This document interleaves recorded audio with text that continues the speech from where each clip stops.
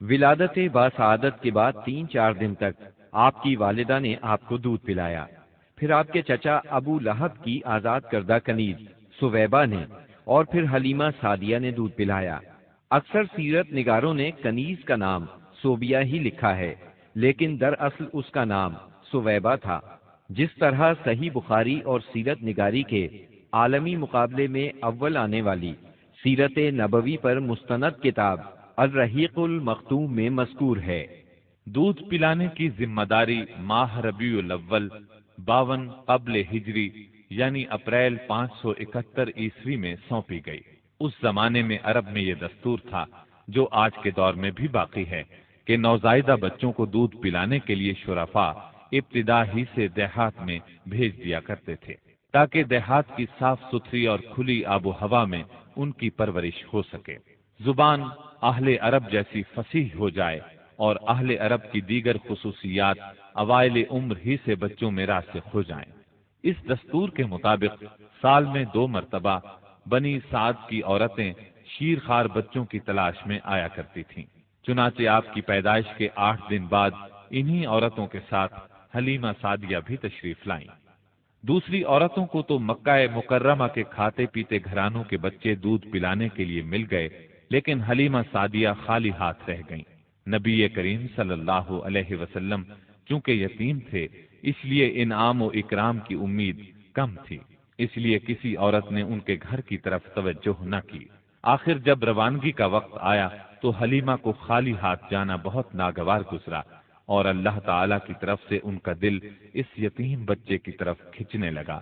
چنانچہ انہوں نے اپنے شوہر حارث سے جا کر کہا، اللہ کی قسم مجھے یہ اچھا نہیں لگتا کہ میری ساری سہیلیاں تو بچے لے کر جائیں اور میں اکیلی کوئی بچہ لیے بغیر جاؤں، میں جا کر اس یتیم بچے ہی کو لے لیتی ہوں۔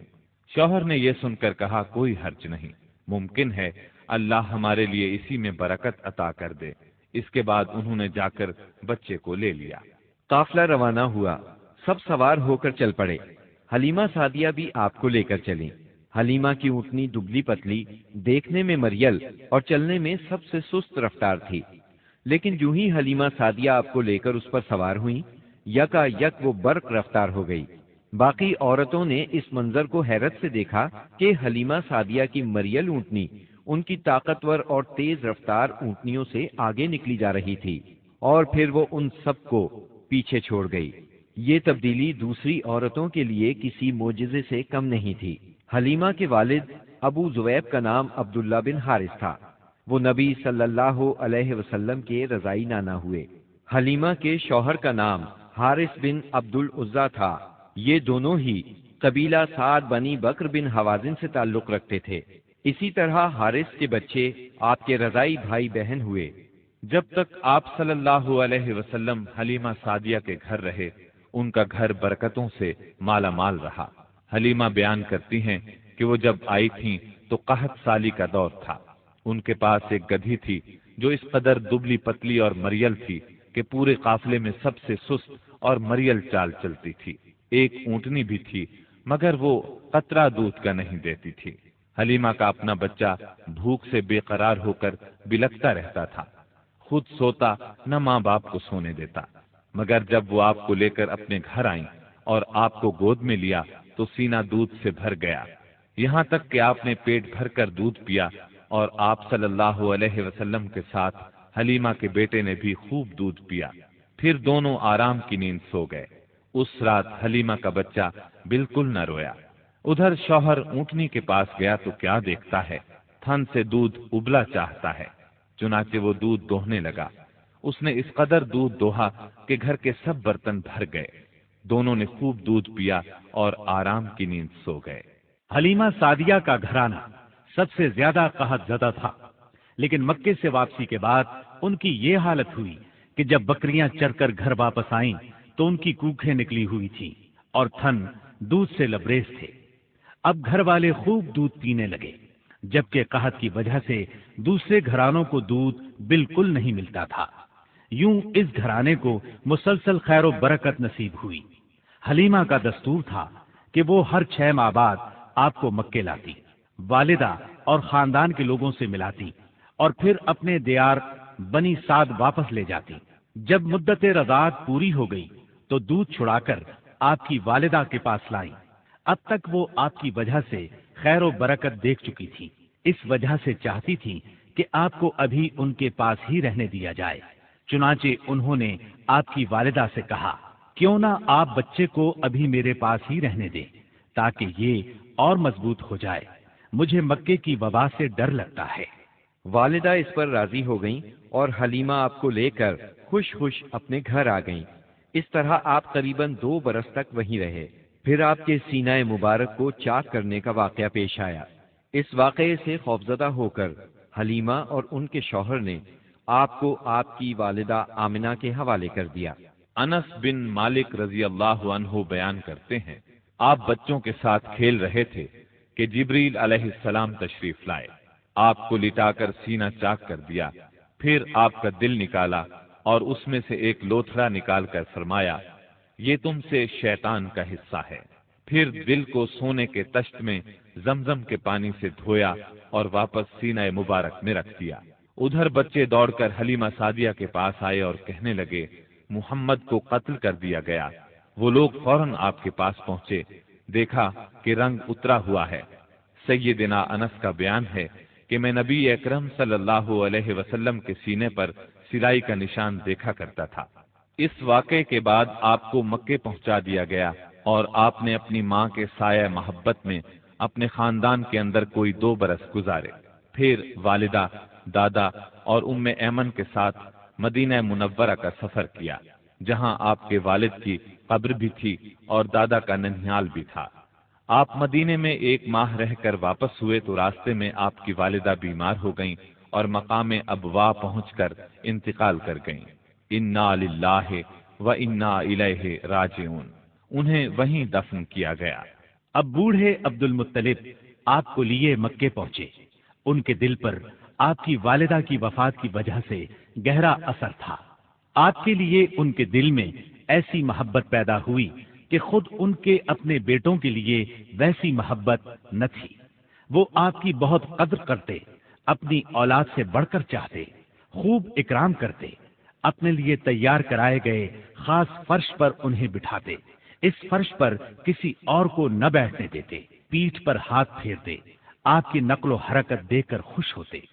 انہیں یقین تھا کہ مستقبل میں آپ کی نرالی شان ہونے والی ہے، لیکن ابھی آپ کی عمر 8 برس 2 مہینے کی ہوئی تھی کہ عبد المطلب بھی انتقال کر گئے۔ اب آپ کے چچا ابو طالب نے آپ کی کفالت کا بیڑا اٹھایا۔ یہ آپ کے والد کے سگے بھائی تھے، انہوں نے بھی آپ سے خاص رحمت اور شفقت برتی۔ وہ مالدار تو نہ تھے، لیکن آپ کی کفالت کے بعد اللہ تعالیٰ نے ان کے تھوڑے سے مال میں اس قدر برکت دی کہ ایک آدمی کا کھانا پورے کنبے کے لیے کافی ہو جاتا تھا۔ خود آپ بھی صبر و قناعت کا نمونہ تھے، جو ملتا اسی پر قناعت فرماتے۔ جب آپ کی عمر 12 برس اور کہا جاتا ہے کہ مزید 2 ماہ اور 10 دن ہوئی تو آپ کے چچا ابو طالب نے تجارت کے لیے ملک شام جانے کا ارادہ کیا۔ آپ کو ان کی جدائی بہت گراں گزری۔ ابو طالب خود بھی متاثر ہوئے، لہذا آپ کو اپنے ساتھ لے لیا۔ قافلہ ملک شام کی حدود میں پہنچا تو شہر بصرہ کے قریب پڑاؤ کیا۔ بحیرہ نامی عیسائیوں کا ایک راہب اپنے گرجے سے نکل کر ان کے پاس آیا اور قافلے کے درمیان سے گزر کر نبی صلی اللہ علیہ وسلم کے پاس پہنچا۔ پھر آپ کا ہاتھ پکڑ کر بولا، یہ دنیا کے سردار ہیں، پروردگار عالم کے رسول ہیں، اللہ انہیں رحمت عالم بنا کر بھیجے گا۔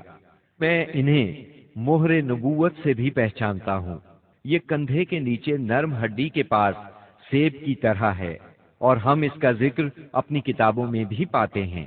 پھر اس نے قافلے کی دعوت کی اور ابو طالب سے کہا، انہیں یہاں سے واپس بھیج دیں، ملک شام نہ لے جائیں، کیونکہ انہیں یہودیوں سے خطرہ ہے۔ اس پر ابو طالب نے غلاموں کے ہمراہ آپ کو مکے بھیج دیا۔ جب آپ کی عمر 15 برس ہوئی تو ذیقات کے مہینے میں اوکاس کے بازار میں ایک لڑائی ہوئی۔ اس لڑائی میں ایک طرف قریش کے قبائل تھے اور دوسری طرف قیس اور اعلان کے قبائل تھے۔ دونوں میں گھمسان کا رن پڑا، فریقین کے کتنے ہی آدمی مارے گئے، لیکن پھر انہوں نے صلح کر لی اور طے پایا کہ دونوں طرف کے مقتولین گنے جائیں، جدھر زیادہ ہوں ادھر والے زائد مقتولین کا خون بہا لے لیں۔ اس کے بعد جنگ ختم ہو گئی اور باہمی دشمنی کو ختم کر دیا گیا۔ اس جنگ میں نبی کریم صلی اللہ علیہ وسلم بھی شریک تھے، لیکن آپ نے لڑائی میں براہ راست حصہ نہیں لیا، اپنے چچاؤں کو تیر تھماتے تھے۔ اس جنگ کا نام جنگ فجار ہے۔ یہ نام اس لیے مشہور ہوا کہ اس میں حرام مہینے کی حرمت پامال کی گئی۔ فجار نام کے واقعات 4 بار پیش آئے، ہر سال ایک واقعہ پیش آتا رہا۔ جنگ فجار والا واقعہ آخری تھا۔ اس سے پہلے کے 3 واقعات میں ہلکے پھلکے جھگڑے ہوئے، شدید لڑائی صرف اسی چوتھے واقعے میں ہوئی۔ اس جنگ کے بعد ذی قعدہ ہی کے مہینے میں 5 قبائل کے درمیان ایک عہد نامہ طے پایا۔ اس عہد نامے کو حلف الفضول کہا جاتا ہے۔ ان قبائل کے نام یہ ہیں: بنو ہاشم، بنو مطلب، بنو اسد، بنی عبد العزا، بنو زہرہ اور بنو تیم۔ اس کی وجہ یہ ہوئی کہ یمن کا ایک آدمی اپنا سامان تجارت لے کر مکے آیا۔ عاص بن وائل نے اس سے وہ مال خرید لیا، لیکن قیمت ادا نہ کی۔ اس نے بنو عبد الدار، بنو مخزوم، بنو سہم اور بنو عدی سے فریاد کی، لیکن انہوں نے کوئی توجہ نہ دی۔ چنانچہ اس نے ابو قبیس کے پہاڑ پر چڑھ کر چند اشعار پڑھے، جن میں اپنی مظلومیت کا نقشہ کھینچا اور آواز لگائی کہ کوئی تو اس کا حق دلانے کے لیے اس کی مدد کرے۔ اس پر زبیر بن عبد المطلب نے دوڑ دھوپ کی، لہذا اس قبیلے کے افراد بنو تیم کے سردار عبداللہ بن جدعان کے گھر میں جمع ہوئے اور آپس میں عہد و پیمان کیا کہ مکے میں جو بھی مظلوم نظر آئے، خواہ مکے کا رہنے والا ہو یا کسی اور جگہ کا، یہ سب اس کی حمایت میں اٹھ کھڑے ہوں گے۔ انہوں نے عاص بن وائل سے بھی اس کا حق لے کر اس کے حوالے کیا۔ اس عہد و پیمان میں آپ بھی اپنے چچاؤں کے ساتھ تھے۔ نبوت سے سرفراز ہونے کے بعد آپ فرمایا کرتے تھے، میں عبداللہ بن جدعان کے مکان پر ایک ایسے معاہدے میں شریک ہوا کہ مجھے اس کے بدلے سرخ اونٹ بھی پسند نہیں، اور اگر میں اس کے لیے اسلام کے دور میں بلایا جاتا تو ضرور جاتا۔ نبی اکرم صلی اللہ علیہ وسلم یتیم پیدا ہوئے اور اپنے دادا پھر چچا کی کفالت میں رہے۔ والد سے وراثت میں جو کچھ ملا تھا اس سے کچھ نہیں ہو سکتا تھا۔ چنانچہ جو ہی آپ ہلکے پھلکے کام کرنے کے لائق ہوئے، اپنے رضائی بھائیوں کے ساتھ دیار بنی سعد میں بکریاں چرانے لگے۔ پھر جب مکہ معظمہ آئے تو وہاں بھی چند قیرات کے عوض اہل مکہ کی بکریاں چرائیں۔ قیرات 1 دینار کا 20واں یا 24واں حصہ ہوتا ہے، جس کی قیمت اس زمانے میں بمشکل 80-90 روپے سمجھ لیں۔ کم عمری میں بکریاں چرانا انبیاء کی سنت ہے۔ ایک بار عہد نبوت میں آپ نے فرمایا، کوئی بھی نبی نہیں گزرا مگر اس نے بکریاں ضرور چرائیں۔ پھر جب آپ جوان ہو گئے تو تجارت شروع کی۔ بعض روایات کی روح سے آپ صائب بن ابی صائب کے ساتھ مل کر تجارت کرتے تھے۔ آپ تجارت میں بہترین ساتھی تھے، لین دین کے معاملے میں لڑتے جھگڑتے تھے، نہ بحث کرتے تھے۔